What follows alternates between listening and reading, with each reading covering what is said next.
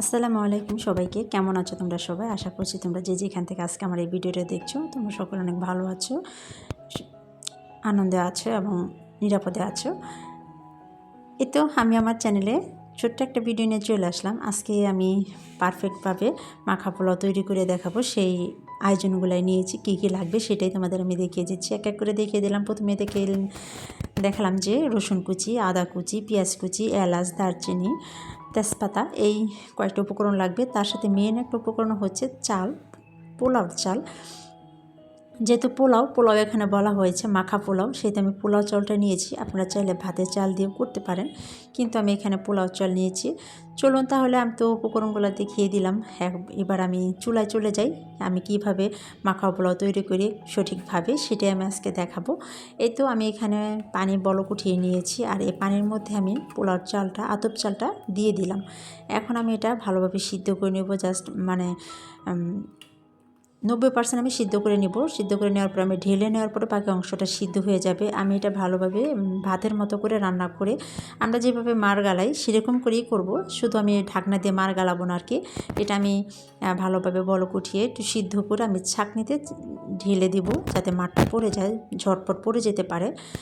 এই তো আমার চালটা কিন্তু মাশাআল্লাহ সুন্দরভাবে হয়ে আসছে। আর যেটুকু শক্ত আছে সেটা কিন্তু ঢেলে রাখার পরে যে গরমটা থাকবে সেই গরমে মোটামুটিভাবে সিদ্ধ হয়ে যাবে। যাই হোক, আমি চালটা এখন ছাকনা দিয়ে নিব। ভাতটা হয়ে গিয়েছে। আর এই তো এ পর্যায়ে এখন আমি মাখা পোলাও কীভাবে তৈরি করব সেটা দেখাচ্ছি। আমি এখানে কড়াই দিয়ে দিলাম। কড়াইতে আমি সরষের তেল দিয়ে দিলাম। আপনারা চাইলে এটা ঘি দিয়ে কিংবা সয়াবিন তেল, সাদা তেল দিয়েও আপনারা এটা করতে পারেন। আমি যেহেতু আমার বাসায় যেহেতু সরষের তেলটাই বেশি খাওয়া হয়, সেই জন্য আমি সরষের তেল দিয়ে আজকে করে দেখাচ্ছি। আর এটা কিন্তু একটু ধৈর্যের সাথে, একটু সময় নিয়ে করতে হবে। এটা আমি পেঁয়াজ, আদা রসুন কুচি, এগুলো আমি ধৈর্য নিয়ে আস্তে আস্তে এটা ভাজি করব, চুলার তাপটা কমিয়ে দিয়ে। কারণ এটা যদি আমি চুলাটা বাড়িয়ে করি তাহলে দেখা যায় কি তাড়াতাড়ি লাল হয়ে যাবে, এমনকি তিতা হয়ে যাওয়ার সম্ভাবনা থাকে। এটা সেজন্য একটু ধৈর্য নিয়ে, একটু আস্তে আস্তে সময় নিয়ে এটা করতে হবে একদম পারফেক্টভাবে। আর একটা উপকরণ হচ্ছে, মেন উপকরণ যেটা হলুদ আর হচ্ছে লবণ, তো স্বাদ মতো দিতেই হবে। হলুদের ফাঁকি দিয়ে আমি এটা আস্তে আস্তে সময় নিয়ে লাল লাল করে ভেজে নেব। একদম বেরেস্তার মতো লাল করব না। এই তো দেখেন, আপনারা দেখেন, এই পর্যায়ে করে রাখলে কি হয়, এই পেঁয়াজটা, রসুন, আদাটা এটা তিতা লাগে না, খেতে কিন্তু খুবই টেস্টি হয়। আর এই তো এই পর্যায়ে আমি ভাত যে ছাকনা দিয়ে রেখে বাটিতে ঢেলে রেখেছিলাম সেটাতে আমি গরম গরম এখন ঢেলে দিব। এভাবে এটা করবেন, দেখবেন যে এটা এভাবে করলে সুন্দর হয় আর মজা তো হয়ই। আর এই মাখা পোলাওটা কিন্তু আপনারা চাইলে গরু মাংস, মুরগির মাংস রোস্ট দিয়েও খেতে পারেন। এটা কিন্তু ব্রাহ্মণবাড়িয়ার একটা ঐতিহ্যবাহী খাবার। এটা নাকি যখন নতুন জামাই নাকি ওনাদের গ্রামে যেত, ব্রাহ্মণবাড়িয়ার গ্রামে যেত আর কি, এই মাখা পোলাও করে নাকি খাওয়াতেই হতো। এটা আমি আমার শাশুড়ির কাছে, আমার ননাসের কাছে শুনতাম আর কি।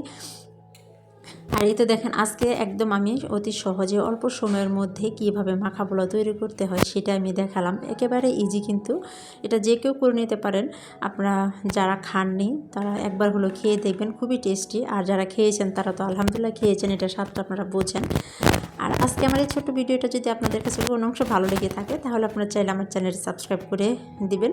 আর হচ্ছে লাইক তো অবশ্যই দিবেন। আর এখানে আমি একটু ঘি দিয়ে দিলাম, এটা আপনাদের অপশন।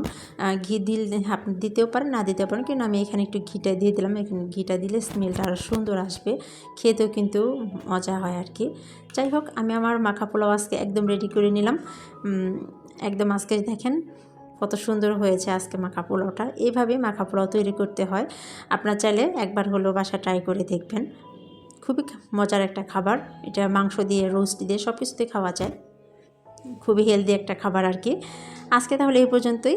সবাই ভালো থাকবেন, সুস্থ থাকবেন, সবাই নিরাপদে থাকবেন, সবাই সবার জন্য দোয়া করবেন এই প্রত্যাশায়। আসসালামু আলাইকুম সবাইকে। আল্লাহ হাফিজ।